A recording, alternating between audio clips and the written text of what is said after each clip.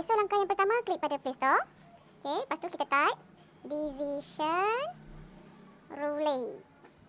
Okey, so klik ini ikon dia. Jadi cikgu klik pada butang install. Okey, so kita tunggulah sampai dia siap install.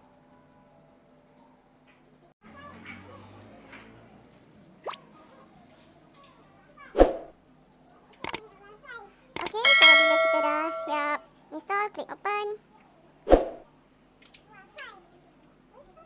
Dia akan keluar macam ni.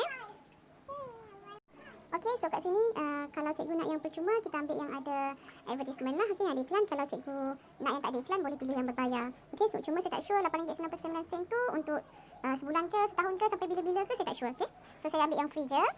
Ambil klik yang atas sekali. Okey, so dia akan keluar macam ni. Okey, first kita klik dulu pada setting. Background colour sekarang warna purple. Kalau cikgu nak tukar, klik pada background colour. Pilih warna yang cikgu nak.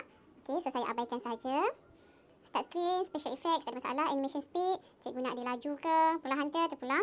Okey, dan result time ni, berapa saat yang cikgu nak baru keputusan tu keluar? 2 saat ke, 4 saat ke, ataupun cikgu klik baru dia keluarkan result.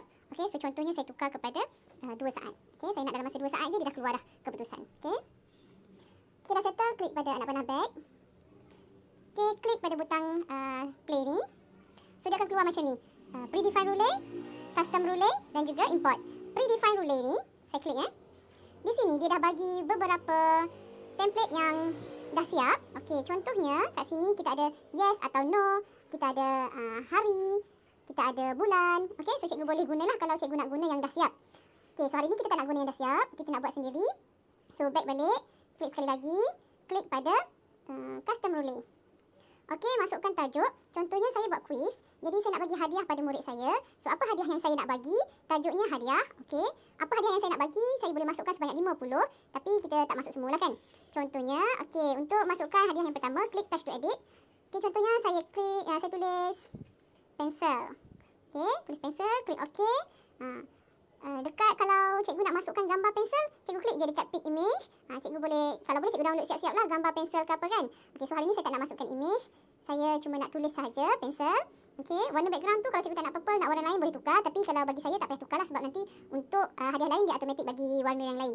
Okey, sound. Okey, kita ada sound yang standard adalah ataupun kita nak tepuk tangan. Okey, nak surprise. Okey, so cikgu boleh pilih lah mana-mana. Kita ambil yang standard. Okey, klik pada butang pada tanda right. Okey, sudah settle kat situ. Klik pada tanda right. Okey. So, saya nak tambah lagi hadiah yang lain. Klik pada add another option. Kita masukkan pemadam. Okey, pemadam. Klik okey. Seterusnya, klik sahaja pada tanda right. Okey, yang lain kita nak tukar. Klik pada tanda right. Tambah lagi pembaris. Okey, right. Tambah lagi pensel warna. Okey, right. Dan last kali saya nak masukkan buku. Okey, buku. Okey, tanda right. So, saya dah ada kat sini 1, 2, 3, 4 dan 5.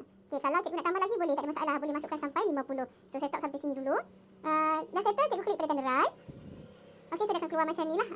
So, dekat bawah ni, okey, kat bawah ni, dia ada butang untuk setting. Okey, yang garis 3 ni, cikgu klik pada butang tu. Kalau cikgu tak nak keputusan tu ataupun hadiah tu keluar berulang kali, cikgu boleh klik pada remove results. Maksudnya, kalau dia dah keluar pensel, so pensel tu tak akan keluar lagi. Okey, kemudian nak tukar kedudukan dia setiap kali shuffle, setiap kali kita spin nak tukar, so kita klik shuffle. Dan kat bawah ni ada macam-macam background yang cantik, yang menarik, cikgu boleh guna.